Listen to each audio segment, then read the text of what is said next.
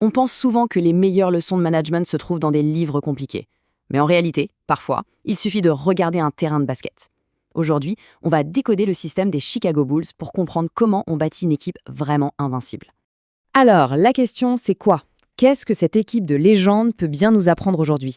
Et surtout, comment est-ce qu'on peut l'appliquer? Eh bien, la réponse, c'est un plan d'action. Un plan d'action étonnamment simple et puissant pour n'importe quelle équipe qui vise l'excellence. Ok, voilà notre feuille de route. D'abord, on va décortiquer les profils qui composent l'équipe. Ensuite, on analysera la formule qui les a fait gagner ensemble. On parlera d'un concept clé, l'alignement plutôt que l'harmonie. Et on terminera avec des leçons très concrètes. Bon, pour vraiment saisir leur succès, il faut commencer par les bases, les joueurs. Parce que cette équipe, attention, ce n'était pas du tout un bloc uniforme. Non, c'était une combinaison hyper précise de 3 archétypes très différents, mais tous absolument essentiels. Et on commence bien sûr par qui d'autre? La légende, Michael Jordan. Dans le monde de l'entreprise, Jordan, c'est le visionnaire. C'est lui le moteur, celui qui est obsédé par la performance, par la croissance, par la gagne. Ce profil, on le retrouve souvent chez les PDG, les fondateurs. Sa plus grande force, il pousse tout le monde à se dépasser. Il fixe des standards incroyablement élevés. Le risque, bien sûr, c'est qu'il peut finir par épuiser son équipe. Mais, et c'est ça le point le plus important, sans lui, il ne se passe rien. L'entreprise stagne, elle ne décolle jamais. Ok, passons maintenant au deuxième pilier. Celui qui est un peu moins dans la lumière, mais tout aussi crucial, Scottie Pippen. Lui, c'est le stratège. C'est l'architecte, en fait. Celui qui prend la vision et qui la transforme en quelque chose de concret. Le stratège, c'est typiquement le directeur des opérations, le chef de projet. Bref, c'est la personne qui fait tourner la machine en coulisses. Sa force, c'est la stabilité, la fiabilité. Le vrai danger, c'est qu'il est souvent sous-estimé, et ça peut créer beaucoup de frustration. Mais soyons clairs, sans lui, même la plus belle des visions, c'est juste le chaos. Et on arrive au troisième profil, le plus inattendu, le plus déroutant peut-être, Dennis Rodman. Lui, c'est le disrupteur. C'est le spécialiste un peu à part qui apporte un avantage que personne, absolument personne d'autre n'a. Alors lui, c'est souvent le profil le plus compliqué à manager. Ça peut être un créatif un peu fou, un expert tech ultra pointu. Le risque, c'est évident, le conflit culturel. Mais sa force, elle est immense. C'est lui qui crée la différence, qui empêche l'entreprise de devenir juste banale. C'est l'arme secrète. Bon, avoir ces 3 profils, c'est bien, mais ça ne suffit pas. Le vrai coup de génie des Bulls, c'était le système qu'ils avaient mis en place pour que tout ça fonctionne ensemble. Et ce n'était pas de la magie, non, c'était une formule très, très précise. Et cette formule, elle repose sur 3 piliers fondamentaux. Premièrement, un but clair et partagé par tous. Deuxièmement, des rôles bien définis et respectés. Et troisièmement, un management intelligent qui sait préserver cet équilibre. Allez, on regarde ça point par point. D'abord, le but commun. Pour les Bulls, c'était simple, le titre de champion. En entreprise, ça peut être un objectif de chiffre d'affaires, une vision produit claire. C'est la boussole de l'équipe.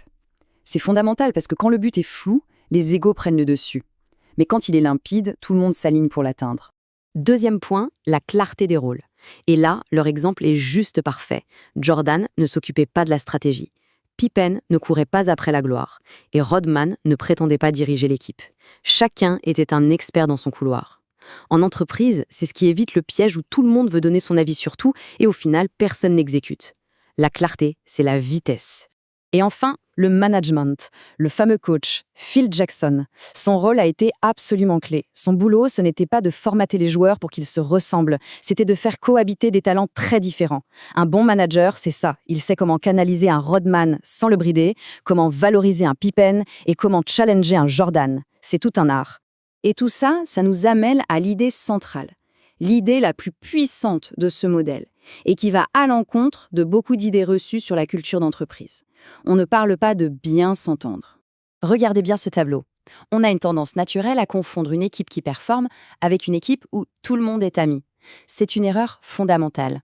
Une équipe qui gagne, ce n'est pas une équipe harmonieuse, c'est une équipe alignée.